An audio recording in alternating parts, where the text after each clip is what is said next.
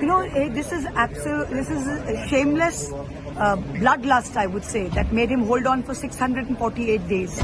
The violence started 648 days ago, and apart from he has been with his back to the wall. He has not resigned because it's the moral thing to do.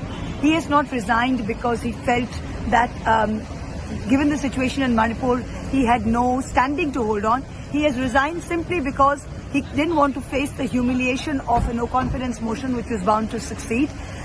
Also, if you saw the tapes in the Supreme Court, which has been sent for forensics, it is pretty clear now that those too will prove that he was a biased and prejudiced chief minister who played an active part in the violence that took place at Manipur. I think it's an end to the shameful, sort of a shameful chapter in Manipur's history, Biren Singh's reign.